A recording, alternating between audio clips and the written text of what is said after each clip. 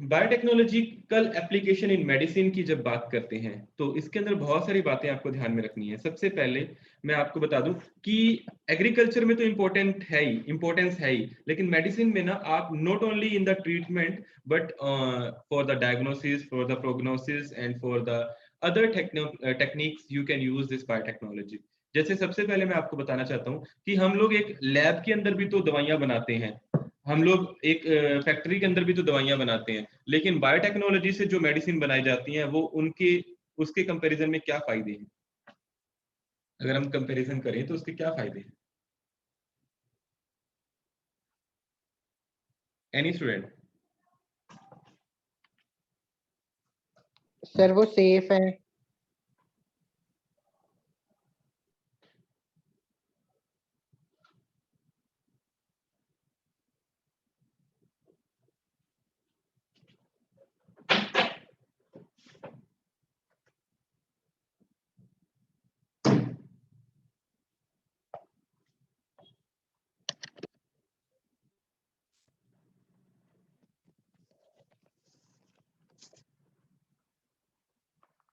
मेरी आवाज आ रही है क्या आपको? Yes sir. सर अब बताएंगे क्या फायदे हैं?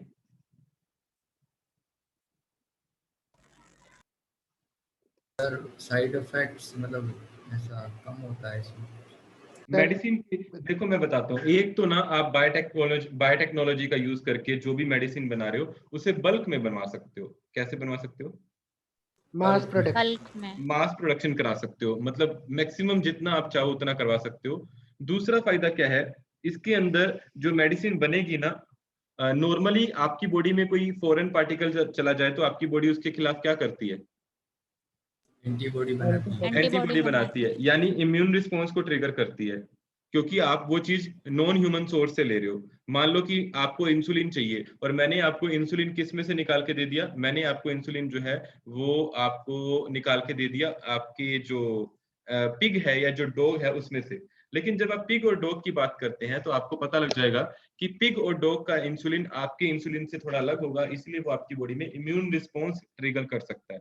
तो क्यों ना हम कोशिश करें कि हम ह्यूमन का इंसुलिन ही इंसर्ट करें आपकी बॉडी के अंदर। और इतना ज्यादा इंसुलिन बनाने के लिए आपको बायोटेक की मदद लेनी पड़ती है।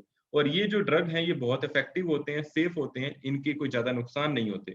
जैसे कोविड की वैक्सीन लग रही है सबको, कोविशील्ड, कोवैक्सीन या फिर स्पुतनिक, तो इसके साइड इफेक्ट बहुत कम है, सिर्फ हल्का सा फीवर आता है। क्यों? क्योंकि इसको इस तरह से डिजाइन किया गया है बायोटेक की मदद से कि ये सेफ है और ज्यादा इफेक्टिव है। और देखो कितना मास प्रोडक्शन हो रहा है, पूरे इंडिया में लग रहे हैं, इवन की बाहर भी एक्सपोर्ट हो रहा है। सो क्या ऐसा इतना मास प्रोडक्शन किसकी वजह से पॉसिबल हो पाया? बायोटेक की वजह से। बायोटेक्नोलॉजी की मदद से। तो सबसे पहले इसके एडवांटेज क्या है रिकॉम्बिनेंट थेरेप्यूटिक्स के, कि आप इसका मास प्रोडक्शन कर सकते हैं, मतलब आप इसको बल्क में पैदा करवा सकते हैं, पहली बात। दूसरी बात आपको ध्यान में रखनी है कि रिकॉम्बिनेंट थेरेप्यूटिक्स के फायदे हैं कि ये जो ड्रग है ये सेफ है और ज्यादा इफेक्टिव है। एंड तीसरी बात आपको ध्यान में रखनी है कि ये अनवांटेड इम्यूनोलॉजिकल रिस्पॉन्स जो है वो ट्रिगर नहीं करता। ठीक है? क्योंकि आप इसको नॉन ह्यूमन सोर्स से नहीं ले रहे हो, आप इसको ह्यूमन सोर्स से ही ले रहे हो, जीन को ह्यूमन से ही आइसोलेट कर रहे हो। आपको पता है कि इंडिया की सॉरी पूरे वर्ल्ड में कितनी रिकॉम्बिनेंट थेरेप्यूटिक्स हैं जिसको अप्रूवल मिल चुकी है? कितने रिकॉम्बिनेंट थेरेप्यूटिक्स हैं जिनको? 30 हैं। देयर आर 30 मतलब कि 30 मतलब कि कितने? 30 मतलब इनको अप्रूवल मिल चुकी है, लेकिन इंडिया में कितने मार्केटिंग हो रहे हैं जिनकी? वो है 12। तो सबसे पहले ग्लोबली अप्रूव्ड रिकॉम्बिनेंट थेरेप्यूटिक्स कितने हैं? 30 जिनको अप्रूवल मिल चुकी है। ठीक है, 30। लेकिन आपसे पूछा जाए कि इंडिया में कितने हैं उनमें से, तो 30 में से 12 जो है वो इंडिया में उनकी मार्केटिंग हो रही है, उन्हें मार्केट में बेचा जा रहा है। अब वो 12 कौन कौन से हैं उसकी अगर अपन बात करें तो therapeutics product in approved in India are, first is insulin, insulin के बाद स्ट्रेप्टोकाइनेस। आपको पता है स्ट्रेप्टोकाइनेस को लाइफ सेविंग ड्रग बोला जाता है, पता है आपको? क्यों बोला जाता है लाइफ सेविंग ड्रग? क्योंकि सर वो जो क्लॉट बस्टर होता है। ये क्लॉट बस्टर का काम करती है, ये आपने माइक्रोब्स इन ह्यूमन वेलफेयर वाले में पढ़ा होगा। Yes, sir.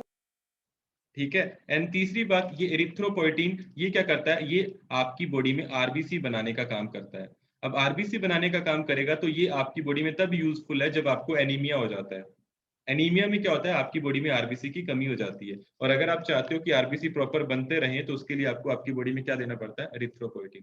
तो ये 3 है जो इंडिया में जिनमें मार्केटिंग की जा रही है। इसके बाद 3 और हैं, hepatitis B vaccine, human growth hormone. Human growth hormone जो है ये उन लोगों के लिए यूज किया जाता है जिनमें ग्रोथ बहुत कम होती है, ठीक है। और इंटरल्यूकिन भी यूज किया जाता है, और आपको पता होगा इंटरल्यूकिन का यूज क्यों किया जाता है, ताकि आप इम्यून डिसऑर्डर को ट्रीट कर सको।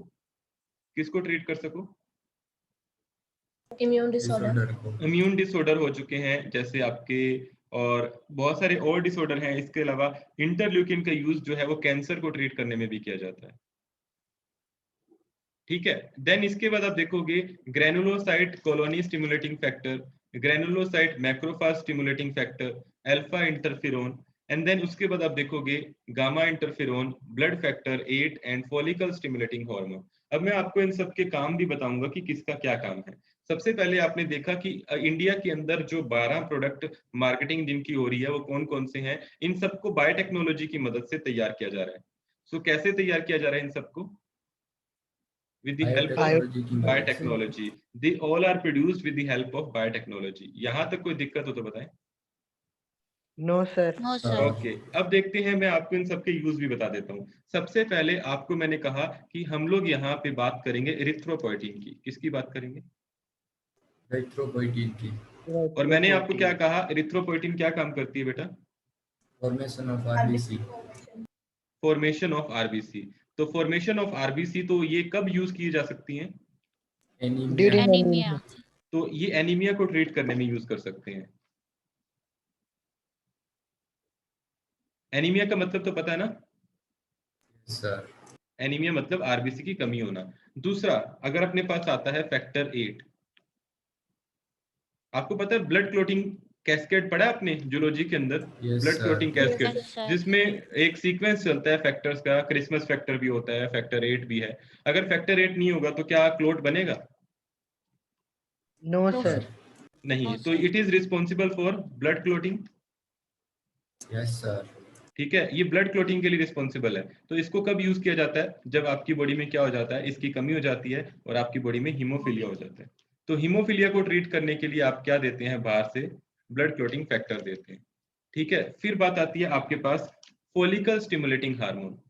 आपने ह्यूमन रिप्रोडक्शन पढ़ा होगा, yes, यस sir. और Yes, आपने sir. ये भी पढ़ा होगा कि फीमेल के अंदर हर मंथ जो है एक फॉलिकल बनता है, ग्रेफियन फॉलिकल, सुना होगा नाम, यस ओवरी सर। के अंदर, जो कि 14 डे पे आकर के रप्चर हो जाता है, और जिससे ओव्यूल जो है वो आपका फेलोपियन ट्यूब में आ जाता है, जिसे ओवुलेशन बोलते हैं, 14th day of menstrual cycle. तो अगर Yes, sir. किसी के अंदर फॉलिकल नहीं बनता तो क्या वो फीमेल जो है फर्टाइल होगी या इनफर्टाइल होगी, इनफर्टाइल। तो फर्टाइल। अगर आप उसको ट्रीट करना चाहते हैं, इनफर्टिलिटी को ट्रीटमेंट देना चाहते हैं, इनफर्टिलिटी ट्रीटमेंट, तो इन दैट केस आपको बाहर से क्या देना पड़ेगा, ताकि फॉलिकल बन जाए, फॉलिकल स्टिमुलेटिंग हार्मोन देना पड़ेगा। सो फॉलिकल स्टिमुलेटिंग हार्मोन किस लिए रिस्पॉन्सिबल होता है, it is responsible for the formation of Graafian follicle. Is it clear guys? Yes, Yes, sir. sir. फिर अपने पास एक आता है granulocyte colony stimulating, granulocyte colony stimulating factor, colony stimulating factor. ये जो कॉलोनी स्टिमुलेटिंग फैक्टर है ना बेटा, ये कैंसर को ट्रीटमेंट करने के लिए यूज किया जाता है। It is used for the treatment of cancer. And then फिर एक और आता है अपने पास जिसको अपन बोलते हैं इंसुलिन, और आप सब लोग जानते हैं इंसुलिन को किसका ट्रीटमेंट करने के लिए यूज किया जाता है, Diabetes. डायबिटीज। इससे डायबिटीज का ट्रीटमेंट करने के लिए यूज किया जाता है। इंसुलिन के बाद अगर आपसे पूछा जाए इंटरफेरोन, अल्फा इंटरफेरोन, तो इंटरफेरोन जो भी होते हैं बेटा, ये ल्यूकोमिया और अदर कैंसर को ट्रीटमेंट करने के लिए यूज किए जाते हैं। ल्यूकोमिया पता है ना आपको, ल्यूकेमिया क्या होता है, ल्यूकेमिया डब्ल्यूबीसी का काम। ब्लड कैंसर का एक फॉर्म है। और इंटरफेरोन अल्फा के बाद इंटरफेरोन बीटा जो है, जो वो आपके अर्थराइटिस हो जाता है ना, जॉइंट्स में पेन होता है, सुना होगा आपने, यस सर। यस ठीक है। सर। तो ये आपके कैंसर और अर्थराइटिस, रूमेटॉइड अर्थराइटिस को ट्रीटमेंट के लिए यूज किया जाता है। तो ये सारे किसके प्रोडक्ट हैं, बायोटेक्नोलॉजी के। बायोटेक्नोलॉजी के। और फिर इसके बाद अपने पास आता है इंटरफ्रोन, अल्फा, बीटा, इंटरल्यूकिन्स। अभी मैंने आपको इंटरल्यूकिन्स के बारे में बताया था। इंटरल्यूकिन्स या तो आपके कैंसर को या फिर इम्यून डिसऑर्डर को ट्रीट करने के लिए यूज किए जाते हैं। कैंसर और इम्यून डिसऑर्डर, ठीक है। और अपने पास बचता है एक इंटरल्यूकिन के बाद सोमैटोट्रोपिन। तो बताएंगे सोमैटोट्रोपिन का क्या यूज है? सोमैटोट्रोपिन जो ग्रोथ है से रिलेटेड। ये आपकी बॉडी में ग्रोथ से रिलेटेड है। बहुत ही अच्छा। तो ये ग्रोथ डिसऑर्डर को यूज करने के लिए दिया जाता है। इसको मैं अभी बहुत अच्छे से पढ़ाऊंगा जब हम इसको डिटेल में पढ़ेंगे। एंड लास्ट में है अपने पास tissue plasminogen activator. Tissue plasminogen activator. Tissue plasminogen activator जो है ये किस लिए यूज किया जाता है? इसको हार्ट अटैक में यूज किया जाता है।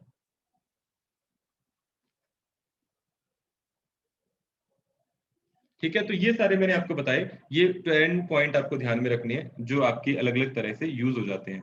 सो यहां तक कोई दिक्कत हो तो बताएं। No sir. नो। एक चीज मैं आपको और बताना चाहता हूँ, बायोफार्मास्यूटिकल्स क्या होते हैं। सो अगर अपन उसकी चर्चा करें, बायोफार्मास्यूटिकल्स कहाँ लिखूं, एक second, I need space for that.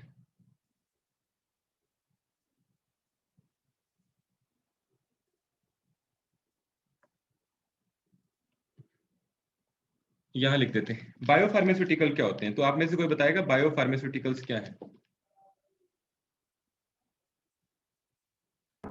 Sir, medical drugs which are produced using biotechnology. तो जितने भी फार्मास्यूटिकल प्रोडक्ट हैं, मेडिसिनल प्रोडक्ट हैं, जिसको आप बायोटेक का यूज करके पैदा करते हैं, उन्हें अपन क्या बोलते हैं? Biopharmaceuticals. Medical drugs produced by using biotech. Bio. ठीक है। अगर आप बायोटेक का यूज करके कोई प्रोडक्ट बना रहे हैं तो उसे आप बोलते हैं बायोफार्मास्यूटिकल्स। और इसके अंदर एग्जांपल आ जाएंगे कौन कौन से। एग्जांपल में आपके पास है जैसे एंटीबॉडीज प्रोडक्शन कराया आपने, ठीक है, एंटीबॉडीज प्रोडक्शन कराया,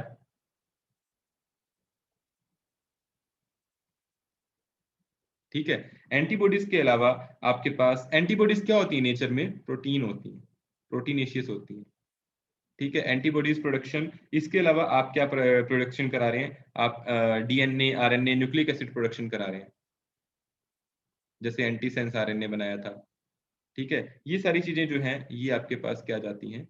this all are the example of biopharmaceutical product. ये हमने यहाँ डिस्कस करा। अब अपने पास बहुत इंटरेस्टिंग चीज आने वाली है, वो क्या है कि कैसे इंसुलिन बनाया जाता है। आप मुझे बताओगे इंसुलिन कहाँ बनता है? सबसे पहले देखो आपके पास यहाँ पे मैंने डायग्राम में सारी बात बताने की कोशिश करी है। ये है आपके पास लीवर। लीवर के बाद ये जो आपको दिख रहा है लीफ लाइक स्ट्रक्चर, इसे क्या बोलते हैं? पेनक्रियास।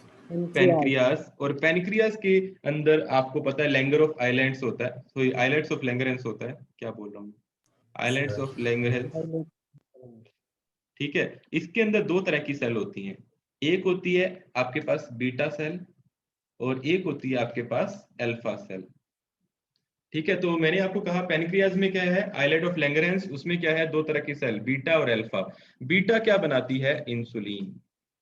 और अल्फा क्या बनाती है? ग्लूकेगोन। अगर आपकी बॉडी में ब्लड में ग्लूकोज ज्यादा है तो इंसुलिन चाहिए या फिर ग्लूकागोन चाहिए?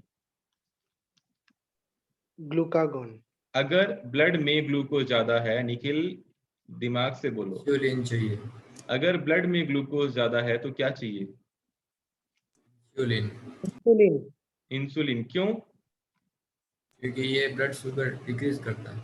कैसे डिक्रीज करता है? ग्लूकोज को ग्लूकाज नहीं, ग्लूकोज को ग्लूकाजन में कन्वर्ट करके। कैसे? तो ये क्या करेगा, अगर ब्लड में ग्लूकोज ज्यादा तो इंसुलिन चाहिए, तो ये इंसुलिन क्या करेगी, यह इंसुलिन ग्लूकोज को सेल में भेज देगी। कहाँ भेज देगी? सेल में। सेल में भेज देगी और वहां जाके ये ग्लाइकोजन की फॉर्म में स्टोर हो जाएंगे। लेकिन अगर आपकी बॉडी में ब्लड में ग्लूकोज की कमी हो गई तो ग्लूकागन क्या करेगा, ये आपके ग्लूकोज ग्लाइकोजन को तोड़ करके ग्लूकोज में कन्वर्ट कर देगा। तो दोनों बातें आपको पता होना चाहिए कि अगर आपकी बॉडी में ग्लूकोज की कमी है तो आपको क्या चाहिए, ग्लूकागन चाहिए, और अगर ग्लूकोज ज्यादा है तो क्या चाहिए, इंसुलिन। अगर मान लो इंसुलिन नहीं होता आपकी बॉडी में तो क्या हो जाएगा, ब्लड शुगर इंक्रीज हो जाता है। इंसुलिन की कमी से आपकी ग्लूकोज सेल के अंदर जा पाएगा क्या, नो सर।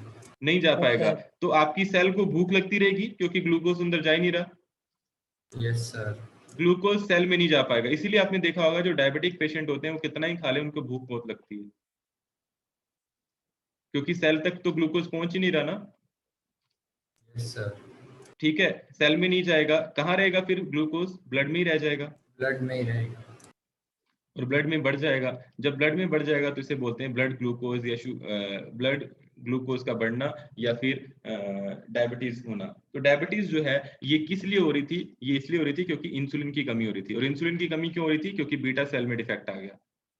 बीटा सेल किसकी, पैनक्रियाज की। तो शुरू शुरू में जब ये देखा गया ना तो क्या किया गया, जितने भी स्लोटर्ड कैटल होते हैं ना, स्लोटर्ड कैटल पता है आपको, स्लोटर हाउस क्या होता है, निखिल क्लास में हो? Yes sir. तो स्लोटर्ड कैटल क्या होते हैं,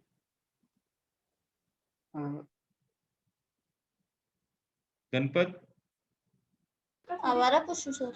आवारा नहीं होते बेटा, स्लोटर्ड का मतलब होता है, ये तो पिग्स होते हैं ना, इनको ऐसे मतलब कि ना बेचने के लिए ऐसे रखा जाता है, ऐसे काट पीट के। मतलब मारे गए मवेशी होते हैं जिनको आप जैसे काट के बेचने के लिए रखते हैं ना। जैसे मान लो कि आप कैटल को ले गए, पिग को ले गए, उसको मीट बना के बेचना है, तब उसका पैनक्रियाज निकाल लिया जाता है और उस पैनक्रियाज में से आप इंसुलिन को निकाल लेते थे। पहले में ये प्रैक्टिस की जाती थी कि किसी भी पर्सन को अगर डायबिटीज है तो क्या करो, आप जहाँ स्लोटर हाउस होता है ना जहाँ पे इनको बेचा जाता है वहां जाते थे लोग और उनके पैनक्रियाज लेके आ जाते थे। अब पैनक्रियाज जो थे उसमें से इंसुलिन निकाल के पेशेंट को दे दिया जाता था। लेकिन क्या ये सही तरीका था? No sir. नहीं, क्योंकि अब आप ये पैनक्रियाज किसका है, ये तो कैटल का या पिग का है, और आप अगर कैटल और पिग के पैनक्रियाज में से इंसुलिन निकाल के दोगे तो एलर्जी कोज करेगा। एलर्जी क्यों कोज करेगा? Immune response. क्योंकि इम्यून रिस्पॉन्स के कारण। ठीक है, तो इम्यून रिस्पॉन्स हो जाएगा तो आपकी बॉडी जो है वो सहन नहीं कर पाएगी ये सब बातें। तब हमें क्या ऐसा तरीका खोजना चाहिए जिससे हम ह्यूमन का इंसुलिन ह्यूमन को दे सकें। Yes sir. Yes sir. ठीक है, तो इन दैट केस फिर बायोटेक्नोलॉजी ने हमारी मदद करी। किसने मदद करी हमारी? बायोटेक्नोलॉजी ने। तो इसमें हुआ क्या, आपको सबको पता है। जैसे मान लो आप खाना खाते हो, खाना खा के आपका खाना कहाँ जाता है? स्टमक में। स्टमक, स्टमक से कहाँ जाता है? इंटेस्टाइन। इंटेस्टाइन, इंटेस्टाइन से कहाँ जाता है? स्मॉल एब्जॉर्ब होके ब्लड इंटेस्टाइन, में। और फिर स्मॉल इंटेस्टाइन से ब्लड में जाता है। अब ब्लड में अगर आपका ग्लूकोज बढ़ चुका है तो आपको क्या करना होगा, आपको उसको सेल में भेजना होगा। ठीक है, तो ये देखिए आपका ये ब्लड वेसल है, प्लीज आप बोर्ड पे देखिए, ये मैंने क्या बनाई, ब्लड वेसल। इसके Blood अंदर vessel। ग्लूकोज भरा हुआ है, क्या भरा हुआ है? ग्लूकोज। ग्लूकोज। तो ये ग्लूकोज अब आपके इसके नियर बाई सेल पड़ी हुई है, ये क्या है? सेल। तो सेल में ग्लूकोज कैसे जाएगा, in the presence of insulin. Insulin. इसके लिए आपको इंसुलिन चाहिए। अगर इंसुलिन नहीं होगा तो ये ग्लूकोज किस में पड़ा रहेगा, ब्लड में ही पड़ा रहेगा। ब्लड में पड़ा रहेगा। फिर फाइनली ब्लड जो है वो किडनी में जाता है यूरिन बनाने के लिए, और ये ग्लूकोज यूरिन की फॉर्म में आपके यूरिन से बाहर आने लगेगा। तो क्या ये फायदा है, नुकसान है? नुकसान है। तो इस चीज से बचने के लिए आपको क्या किया गया, आपको बाहर से इंसुलिन दिए जाते हैं, वैक्सीन की फॉर्म में, इंजेक्शन की फॉर्म में, या फिर इंसुलिन दिए जाते हैं आपको टेबलेट की फॉर्म में। लेकिन ज्यादा इफेक्टिव कौन सा है, क्या ओरली इंसुलिन लेने चाहिए, नहीं लेने चाहिए? नहीं लेंगे। लेना चाहिए। कारण क्या है इसका, ओरली क्यों नहीं लेने चाहिए? ओरली इंसुलिन क्यों नहीं लेने चाहिए? तो उसके एब्जॉर्प्शन में तो ना टाइम लगेगा ना, और अगर अपन इंजेक्शन के थ्रू लेंगे तो मतलब जल्दी हो जाएगा।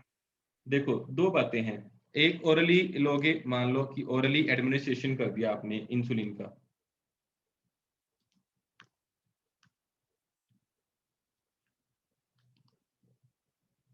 तो ये क्या करेगा, प्रॉब्लम क्रिएट करेगा।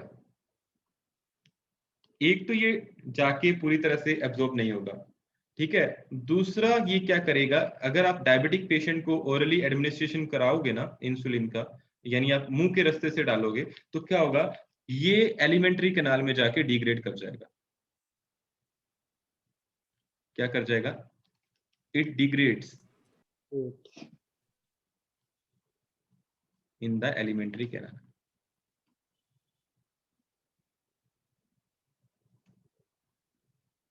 एलिमेंट्री कैनाल के अंदर बहुत सारे हार्मोन होते हैं, प्रोटीन डाइजेस्टिंग एंजाइम होते हैं, तो वो इसको डिग्रेड करेंगे।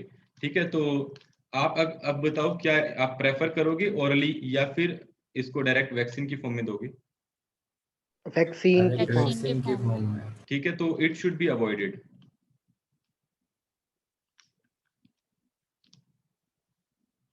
ठीक है, ये बात समझ आ गई होगी आपको।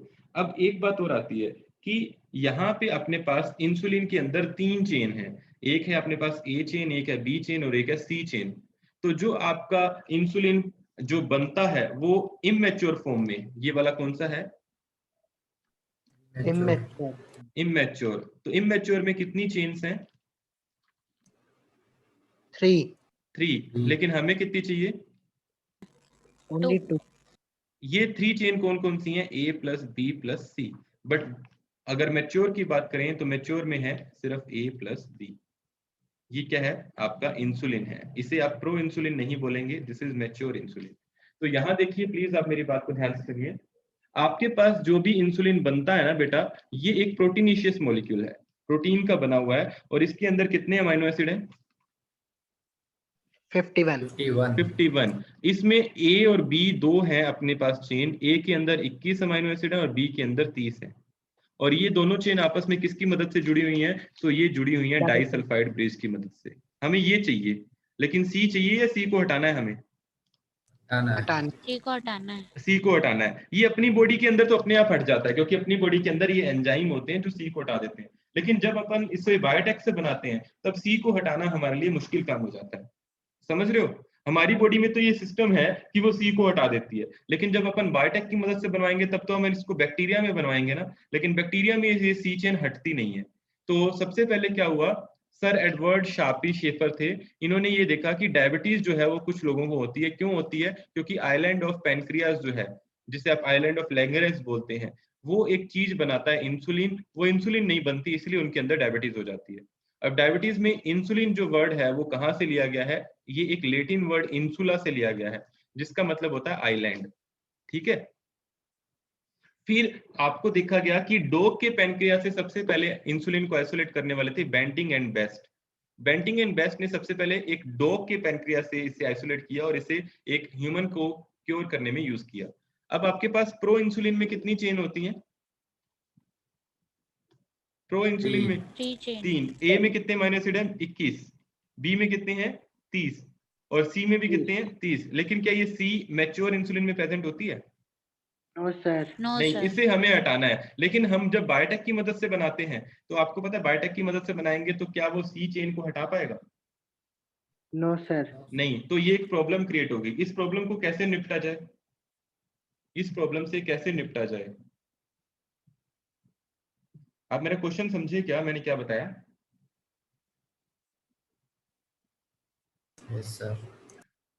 अब अपने पास इंसुलिन की जो जीन है ना, उसमें कितने न्यूक्लियोटाइड होते हैं? तो आपको पता होना चाहिए 153 न्यूक्लियोटाइड।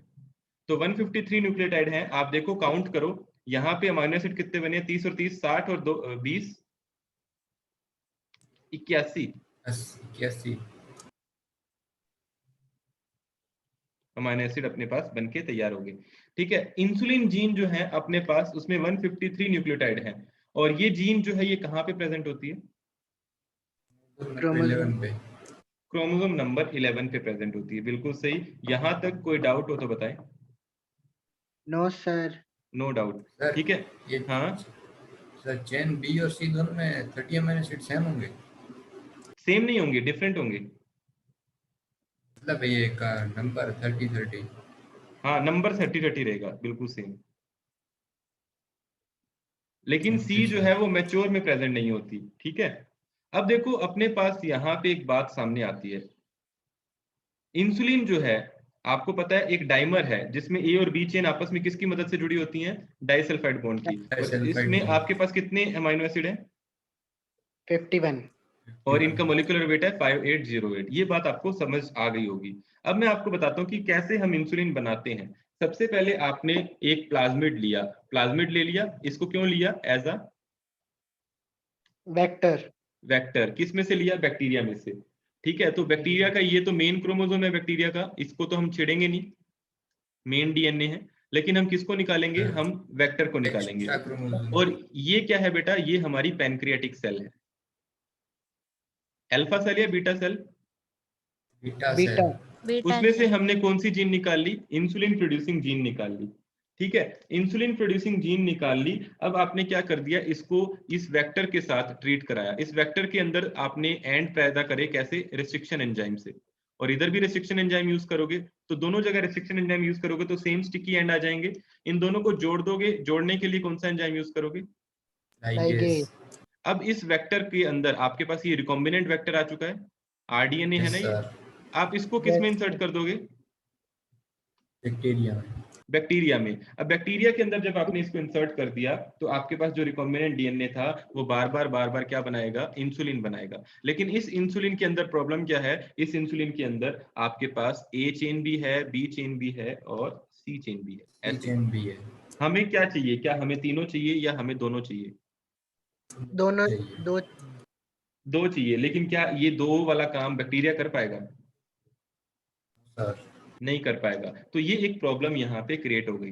तो सबसे पहले देखो, आप देख रहे हो ये दो चेन है, इसको तीन चेन में अलग अलग करना है। लेकिन आपको मैं एक बात यहाँ बताना चाह रहा हूँ। वो बात क्या है कि एक तो ये क्रोमोसोम नंबर 11 पे इसकी जीन होती है, हमने उसको आइसोलेट किया। तो फिर सबसे पहले 5 जुलाई 1983 के अंदर एक कंपनी थी जिसका नाम था इली लिली। ये बहुत इंपॉर्टेंट है, नीट में बहुत बार पूछा गया।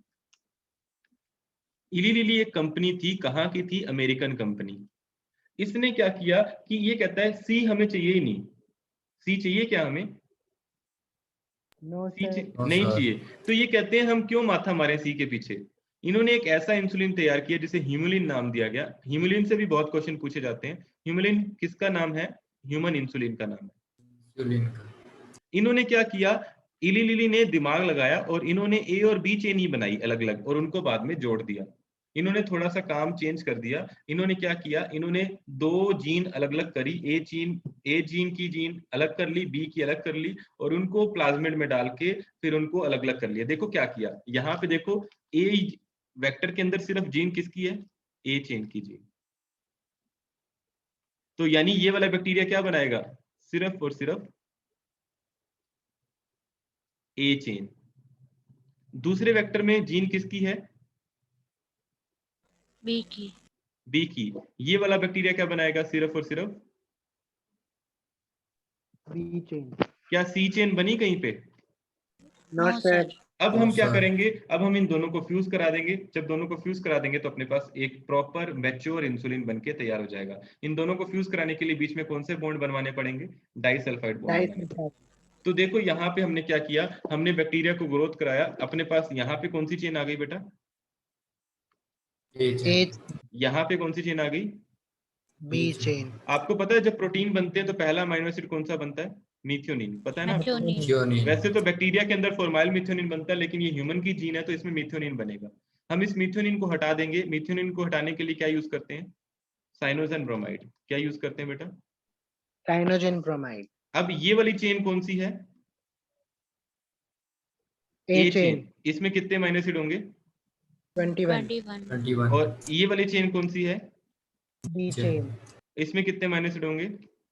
30। और इन दोनों को जोड़ देंगे कौन से बॉन्ड से? Disulphide bond. डाइसल्फाइड ब्रिज से। और अपने पास क्या बनके तैयार हो जाएगी?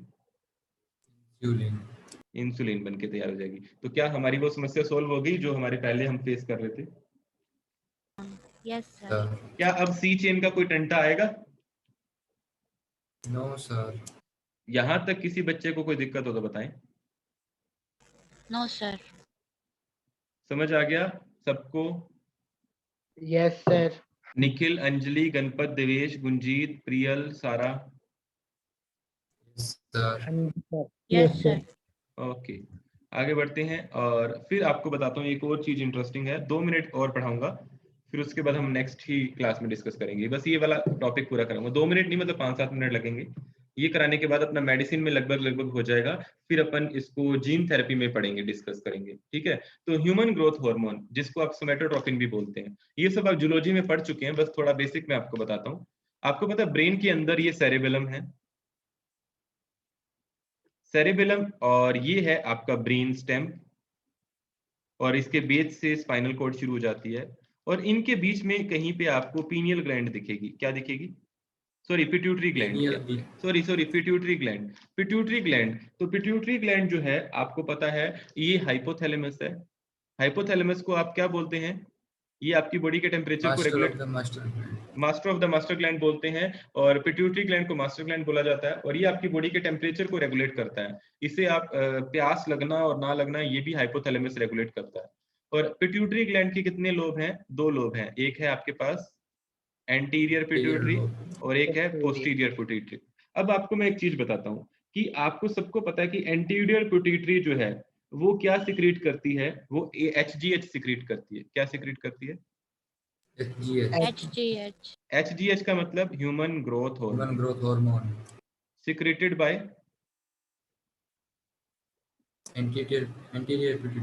Anterior pituitary. ये बात आप सबको पता है ना? Sir yes. Anterior pituitary is going to secrete HGH। अब इसको कौन सिग्नल देता है कि HGH बना? इसको सिग्नल कौन देता है? तो आपको पता होना चाहिए, यहाँ पे एक हार्मोन है सोमैटोट्रोपिन रिलीजिंग हार्मोन। क्या नाम है?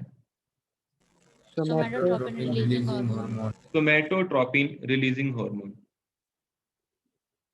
जो सोमैटोट्रोपिन रिलीजिंग हार्मोन है ये कहाँ से आ रहा है? हाइपोथैलेमस। ये हाइपोथैलेमस से आ रहा है। बहुत ही अच्छा। So it is coming out from the hypothalamus, और ये इसको क्या कहता है कि एंटीरियर पिट्यूटरी जी क्या बनाइए? HGH बनाइए। ये पॉजिटिव सिग्नल देता है। लेकिन यहीं से एक और हार्मोन आता है जिसे आप बोलते हैं सोमैटोट्रोपिन, सोमैटोट्रोपिन और growth inhibiting hormone, growth inhibiting hormone. ये क्या काम करता है बेटा? तो ध्यान दीजिएगा, ये क्या करता है? ये एंटीरियर पिट्यूटरी को नेगेटिव फीडबैक देता है। कौन सा फीडबैक देता है? नेगेटिव फीडबैक का मतलब ये क्या करता है? HGH के सिक्रीशन को प्रमोट करता है और ये इनहिबिट करता है। तो नेगेटिव कौन कर रहा है? इनहिबिटिंग हार्मोन, और पॉजिटिव कौन कर रहा है? Releasing hormone. Releasing hormone. क्या ये बात आपको समझ आई? Yes sir. अगर आपकी anterior lobe of pituitary gland growth hormone नहीं बना रही तो उसको किसने सिग्नल दे रखा है? सोमैटोट्रोपिन ग्रोथ इनहिबिटिंग हार्मोन, और अगर बना रही है तो किसने सिग्नल दे रखा है? रिलीजिंग हार्मोन ने। रिलीजिंग हार्मोन ने। बहुत सही। तो अब अपन देखते हैं कि आपकी बॉडी में अगर आपके पास पूरी देखें हेरिडिटी में, तो डेफिशिएंसी कितने % केस में होती है? डेफिशिएंसी जो है सिर्फ और सिर्फ 3% केसेस के अंदर देखी जाती है। किसकी डेफिशिएंसी? सोमैटोट्रोपिन की deficiency.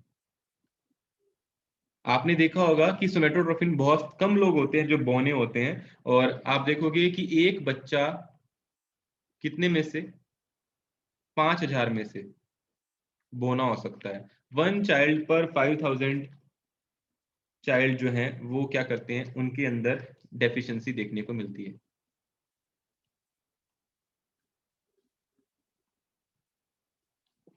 सोमैटोट्रोपिन। Is it clear guys? Yes sir. Yes sir. एक बात और बताना चाहूंगा कि ये आपके पास बहुत यूजफुल है अगर आप बायोटेक से बना सकते हैं HGH, प्रोड्यूस्ड बाय बायोटेक। तो आप इनको किसको दे सकते हैं? अगर आपने HGH बना लिया तो कौन से लोगों को आप दे सकते हैं HGH?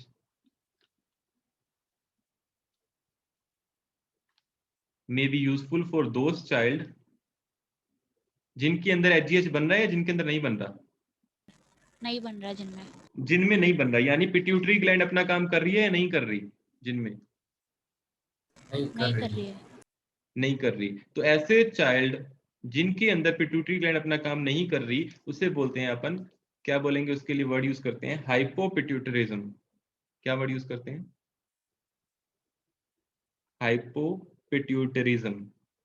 तो ऐसे बंदे के अंदर हाइपोपिट्यूटरिज्म है, यानी पिट्यूटरी ग्लैंड अपने हार्मोन कम बना रही है। अगर हाइपर होता तो ज्यादा बना रही होती, तो वो तो लंबा हो जाता, दानवाकार हो जाता। ठीक है, तो इससे क्या हो जाएगा, इससे ड्वार्फिज्म हो सकती है। ड्वार्फिज्म मतलब बोनापन। सो बोनेपन का भी इलाज है। कैसे? आप उसे HGH दे के बड़ा कर सकते हैं। HGH कहाँ से बनाया जाता है? बायोटेक की मदद से बनाया जाता है। क्या ये बात समझ आ गई? Yes sir. ठीक है। Yes, sir. इसके अलावा आपका HGH जो है, it is also useful in healing the injuries, in healing the injuries. ये इंजरीज को हीलिंग करने में भी मदद करता है। चोटें लग जाती है ना, चोट लग जाती है, उसको हील करने में भी मदद करता है। ठीक है। और आपको ये भी पता होगा कि सबसे पहले 1994 के अंदर US गवर्नमेंट ने अप्रूव किया था कि आप बायो इंजीनियर्ड बोवाइन सोमैटोट्रोपिन जो है वो यूज कर सकते हो, ताकि कमर्शियल मिल्क प्रोडक्शन बढ़ सके।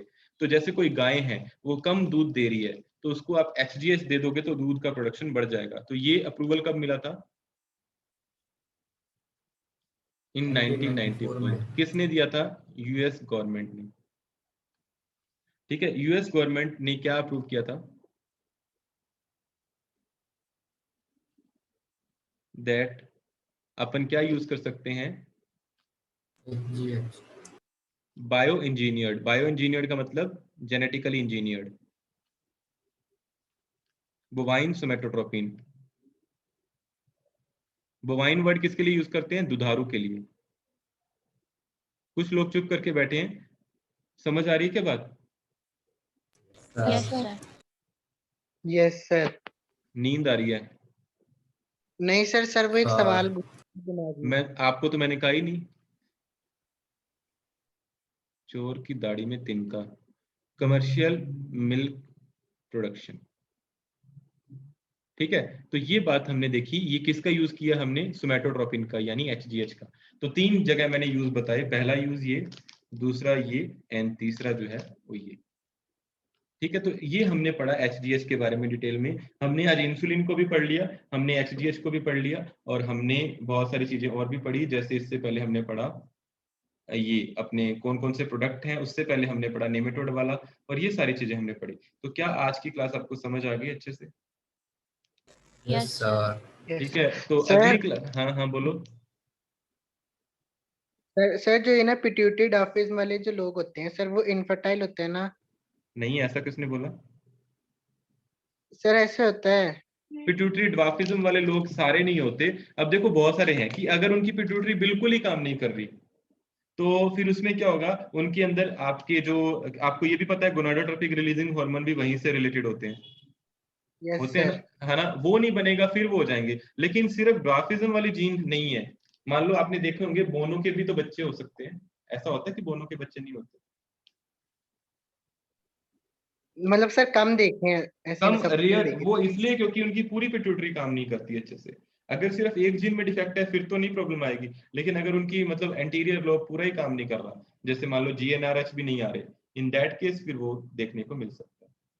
पर सर मैक्सिमम तो वही होते हैं ना जिनका मतलब पूरा का पूरा पिट्यूटरी काम नहीं हाँ, करता। मतलब मैक्सिमम वही है, लेकिन ये जो ट्रीटमेंट हम कर रहे हैं, हम सिर्फ उसके लिए कर रहे हैं जिसके अंदर आपको, अभी कौन बच्चा ऐड हुआ जिसके अंदर आपको क्या देखने को मिलेगा, जिसके अंदर आपको मतलब सिर्फ HGH का कमी देखने को मिलेगी, उसके लिए हम ये ट्रीटमेंट कर पा रहे हैं। Okay, yes sir. यहाँ तक कोई डाउट हो तो बताएं इंसुलिन के बारे में। दोनों चेन अलग अलग कैसे बनाई, क्यों बनाई, बताएंगे? दोनों चेन अलग अलग क्यों बनाई? सर ताकि C वाले को हटाना नहीं पड़े। सी वाले को हटाना नहीं पड़े। सी वाले को हटाना क्यों नहीं पड़े, मतलब क्या दिक्कत आ रही थी? सी वाले को हटा देते, दिक्कत क्या आ रही थी? तो बैक्टीरिया में हट नहीं रहा। बैक्टीरिया में हट नहीं रहा था, मतलब समझाया हुआ समझ आ गया। Yes sir. Yes sir. Okay okay. और एक बात बताओ कि नेमेटोड जो था वो क्या कर रहा था? वो रूट नॉट कॉज करा था। रूट नोट कोस कर रहा था, किसके अंदर? Tobacco तब plant. क्या सिर्फ टोबैको के अंदर या fibre fruit, fibre plant, food किसी के अंदर भी? फाइबर फाइबर में भी। फिर हमने क्या किया उसके अंदर उसकी जीन को साइलेंट करने के लिए? RNA interference. RNA interference, very good. तो ये सारी बातें आपको समझ आ गई होंगी? Yes sir. Yes sir. Okay, तो इट वाज ऑल। अपन अब डिस्कस करेंगे बाकी सारी चीजें अपनी आने वाली क्लास में। आज के लिए इतना ही। Bye bye, take care. Thank you sir. Thank thank you sir. Okay, thank bye. You sir. Thank you.